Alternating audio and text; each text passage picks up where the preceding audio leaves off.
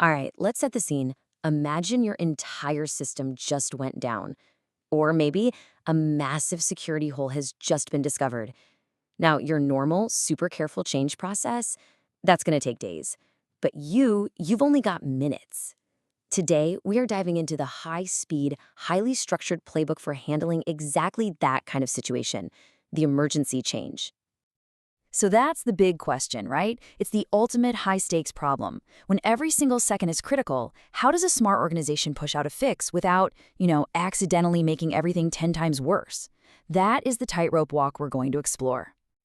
So here's our game plan. First, we'll nail down what a real crisis looks like. Then, we'll look at the special rules that kick in, the team that calls the shots, the absolute must-have safety nets, and finally, we'll talk about that crucial balancing act between speed and risk.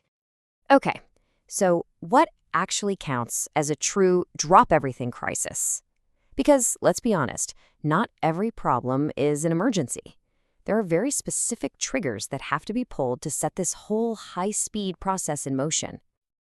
The first trigger is what we call a major incident. And look, we're not talking about some little bug here. This is a full-on, system-wide outage. A critical service has failed, and it's impacting pretty much all of your users, or just bringing your core business to a dead stop. Basically, the house is on fire. You have to act now. Next up, you've got a critical security vulnerability. This one is like a ticking time bomb. It's a flaw that someone could actively exploit, and that could lead to a massive data breach or even a complete system takeover.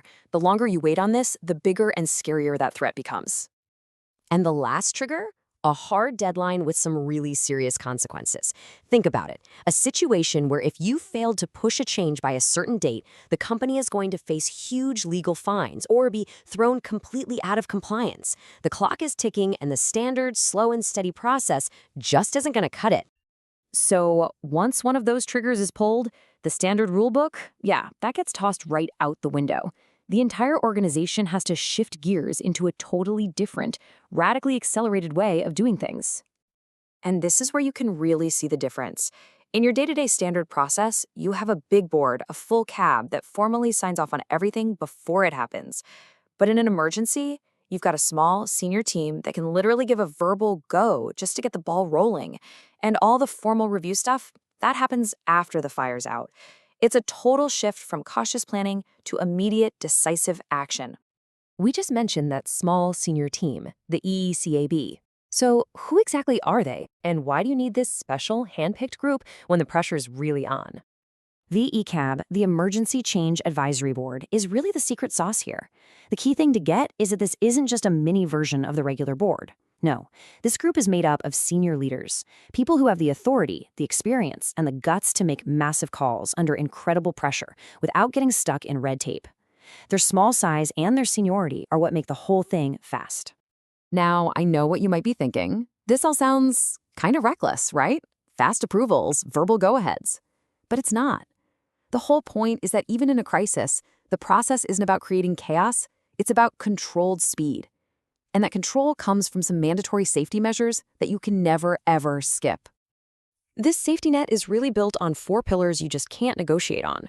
First, you need a detailed backout plan. You absolutely must know how to undo the change if it all goes wrong. Second, you have to communicate clearly to everyone involved. Third is, of course, actually implementing the change. And finally, number 4, a mandatory review within 48 hours to document everything and learn from what just happened. And this brings us to the real heart of emergency change management. To get that incredible speed you need to solve a crisis, you have to make a choice, a difficult but totally necessary trade-off.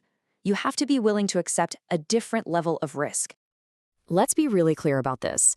The emergency process knows, it acknowledges, that the chance of the fix failing is higher than it normally would be. When you skip all that extensive testing and the full review boards, you are deliberately taking on more risk. And why would you do that? Well, because the risk of doing nothing at all is way, way bigger. But, and this is probably the most important part of the whole thing, that risk is calculated. It's not careless. Just because you tolerate a higher failure rate doesn't mean you ignore the failures. Every single outcome, whether it's a success or a failure, gets tracked, documented, and picked apart in that retrospective review. The goal is to solve the crisis right now and then learn how to stop it from ever happening again, or at least fix it better next time. And there you have it. That's the structure of a really powerful emergency response. It leaves every single organization with one critical question to think about. When the worst finally happens, is your process a roadmap that guides you to a solution, or is it a roadblock that just gets in the way?